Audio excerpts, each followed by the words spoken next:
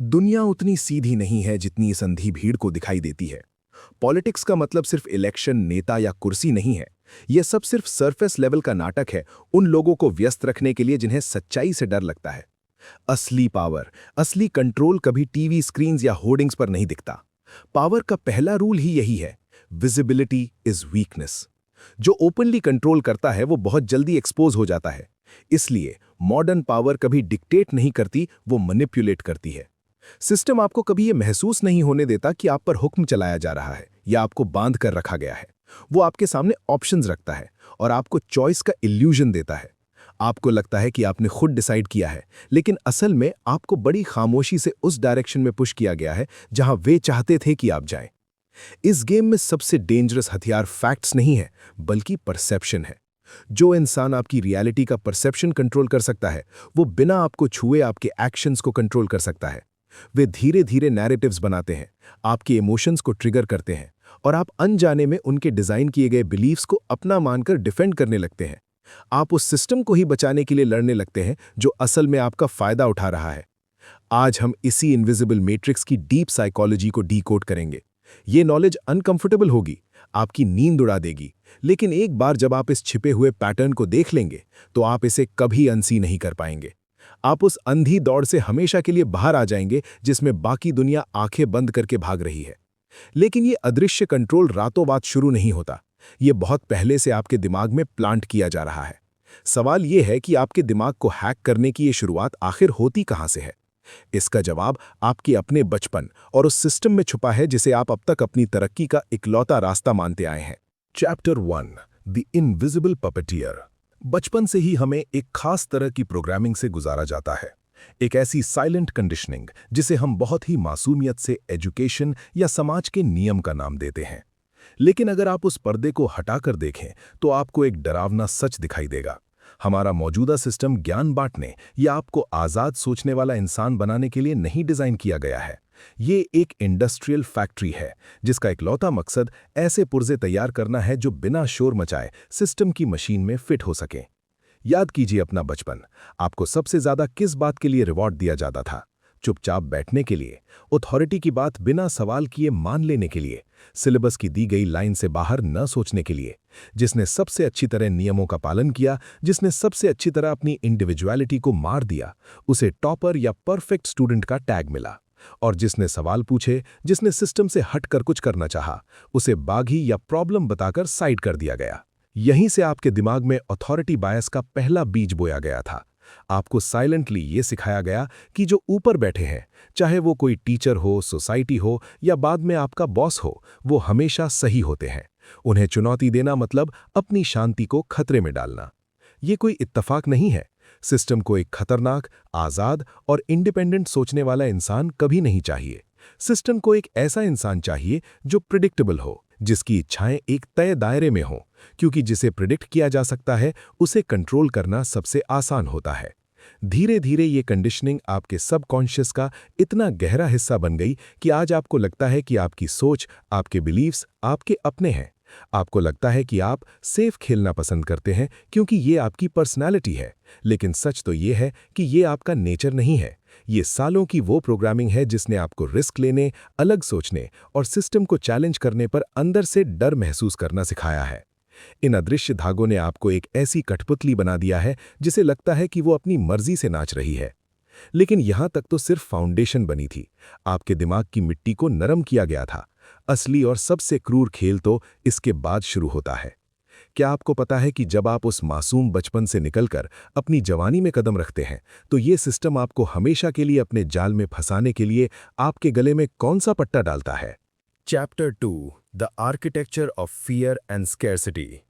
अब तक मैंने तुम्हें बहुत सम्मान के साथ आप कहकर संबोधित किया, लेकिन अब वक्त आ गया है उस शीशे को तोड़ने का जिसमें तुम खुद को एक आज़ाद इंसान समझते हो। अब कोई शुगर कोटिंग नहीं। सच्चाई कड़वी होती है और इसे बर्दाश्त करने के लिए तुम्हें अपनी ईगो को साइड में रखना होगा। सुनो, तुम आज़ाद नहीं हो। तुम एक बहुत ही खूबसूरती से डिज़ाइन किए गए पिंजरे में कैद हो, और इस पिंजरे की सलाखें लोहे से नहीं, तुम्हारे डर से बनी है। इस गेम में, खासकर हमारे इंडियन मिडिल क्लास मैट्रिक्स में, इंसान को कंट्रोल करने का सबसे बड़ा और सबसे क्रूर हथियार है फियर और स्केर्सिटी।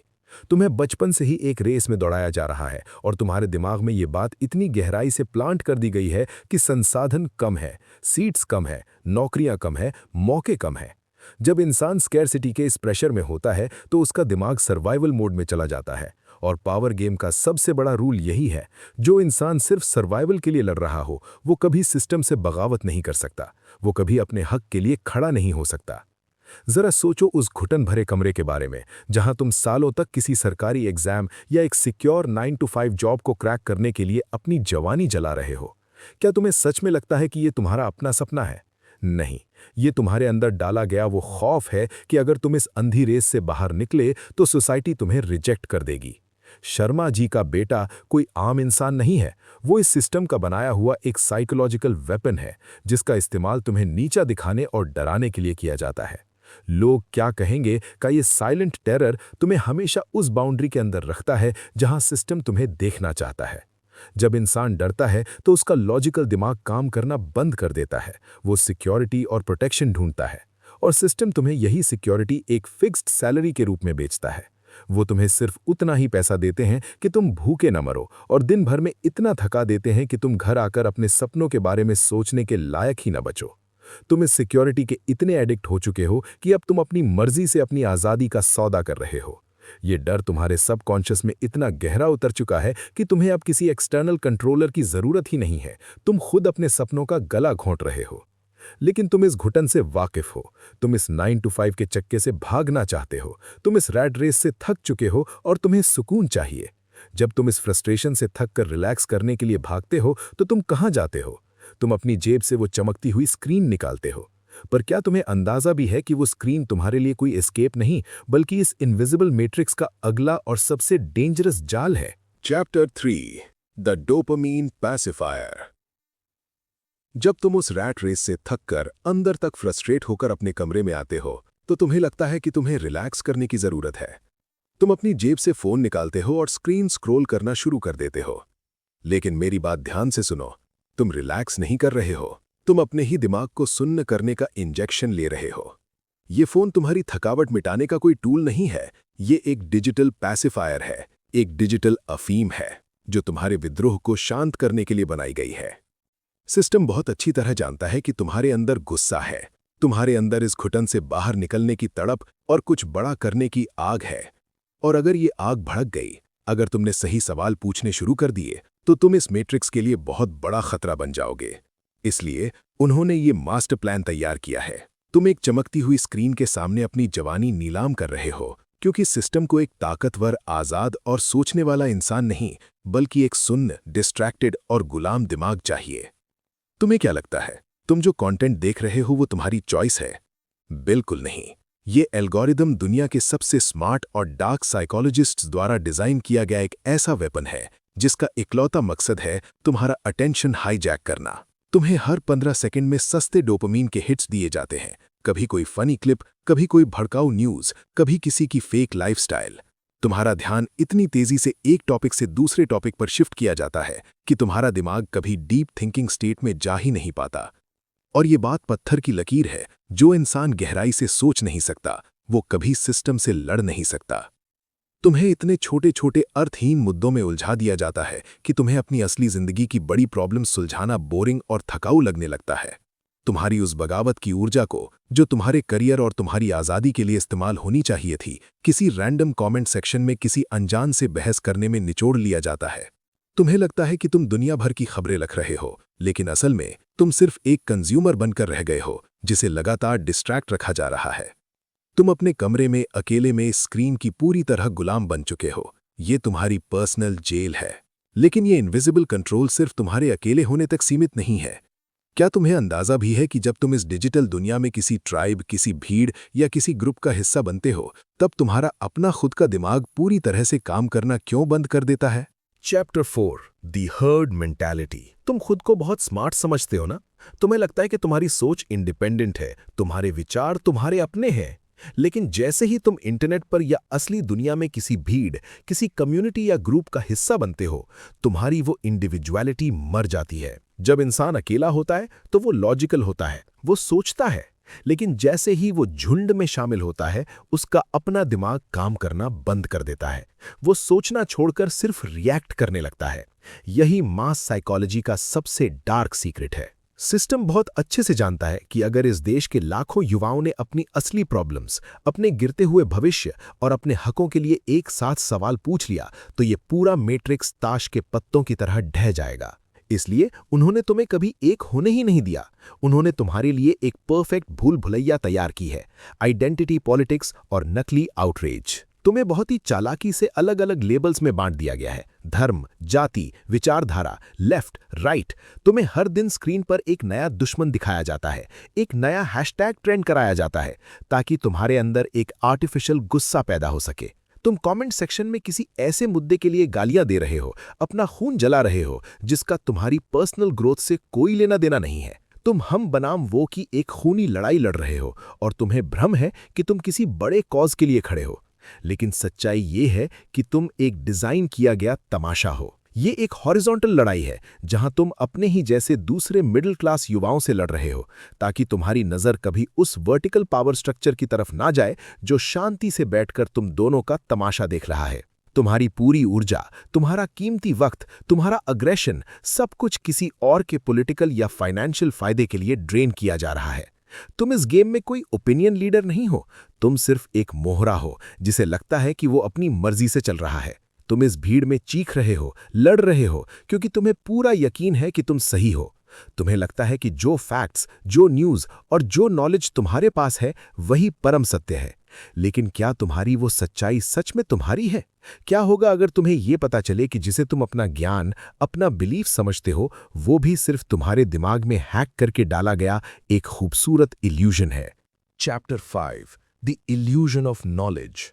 तुम्हें लगता है कि तुम्हारे हाथ में स्मार्टफोन है, अनलिमिटेड डेटा है, तो तुम दुनिया के सबसे इन्फॉर्म्ड और अवेयर इंसान हो।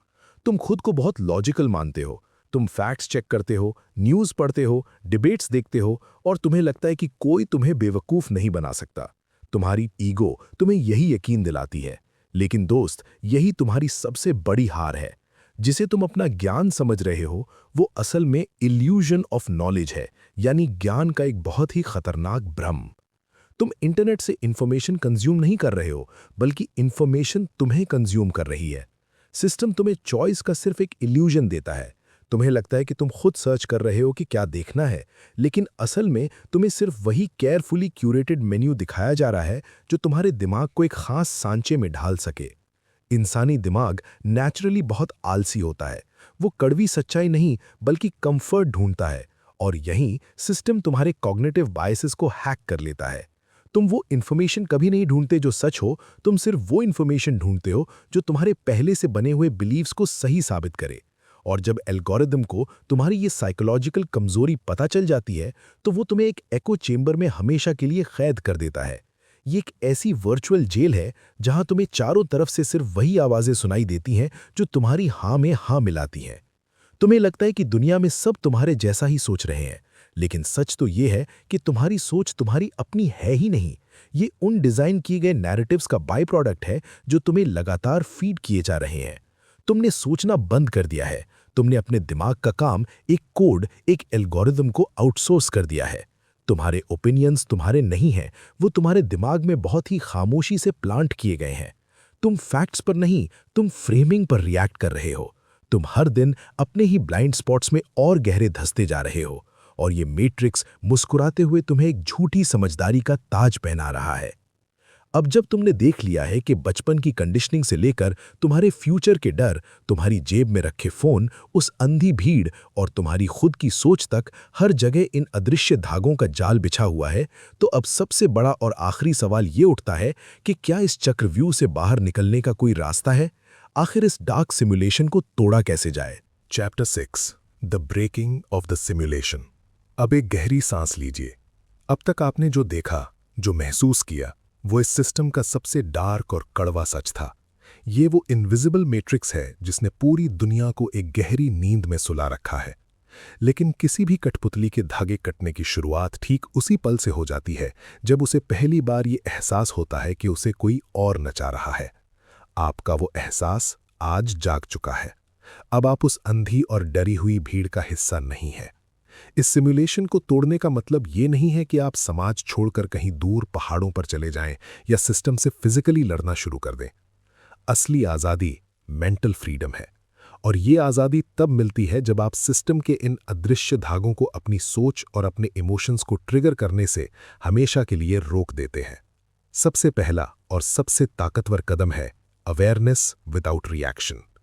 जब अगली बार कोई न्यूज़, कोई सोशल मीडिया ट्रेंड, कोई पॉलिटिकल एजेंडा या कोई इंसान आपको डराने, भड़काने या आपको इनसिक्योर फील कराने की कोशिश करे, तो तुरंत रिएक्ट मत कीजिए। बस एक पल के लिए रुकिए, शांत रहिए, उसे सिर्फ ऑब्जर्व कीजिए। वो जो एक पल का पॉज है, उसी सन्नाटे में आपकी असली आज़ादी और आपका पूरा कंट्रोल छुपा है। जब आप रिएक्ट नहीं करते तो सिस्टम हार जाता है। अपने फोकस और अपनी मेंटल एनर्जी को उस सस्ते डोपामीन और घुटन भरी रैट रेस से वापस खींच लीजिए। आपको अकेलेपन से डरना बंद करना होगा, क्योंकि जब आप अकेले होते हैं, जब चारों तरफ का डिज़ाइन किया हुआ शोर बंद होता है, सिर्फ और सिर्फ तभी आपकी अपनी असली आवाज़ बाहर आती है। अब आप दूसरों के सेट किए हुए नैरेटिव्स के शिकार नहीं हैं। आप एक ऑब्जर्वर बन चुके हैं, एक ऐसे स्टोइक माइंडसेट वाले इंसान जिसकी मानसिक शांति और जिसके गोल्स को ये दुनिया अपने किसी भी प्रोपेगेंडा या फियर कंट्रोल से नहीं हिला सकती। अब आपने इस मैट्रिक्स के रूल्स को डिकोड कर लिया है, और अब आप ये पावर गेम उनके नहीं, अपने खुद के रूल्स पर खेलेंगे। ये चैनल कोई एंटरटेनमेंट की जगह नहीं है। यहाँ आपको सुकून देने वाला कोई मीठा झूठ नहीं मिलेगा। ये चैनल उन गिने चुने लोगों की एक जगह है जो सिस्टम की नींद से जाग चुके हैं और जो इस दुनिया को उस नज़र से देखना चाहते हैं जिसे देखने की हिम्मत हर किसी में नहीं होती। अगर आप दोबारा उस अंधी, सोती हुई और डिस्ट्रैक्टेड भीड़ में वापस नहीं खोना चाहते, अगर आप अपनी थिंकिंग को एक खतरनाक वेपन की तरह शार्प करना चाहते हैं, तो अभी सब्सक्राइब कीजिए, क्योंकि यहाँ हम सिर्फ इन्फॉर्मेशन नहीं देते, हम आपको वो लेंस देते हैं जिससे आपकी पूरी रियलिटी बदल जाती है। तैयार रहिए, क्योंकि अगला सच जो मैं डिकोड करने वाला हूं, वो इससे भी ज्यादा डार्क और अनकंफर्टेबल होने वाला है।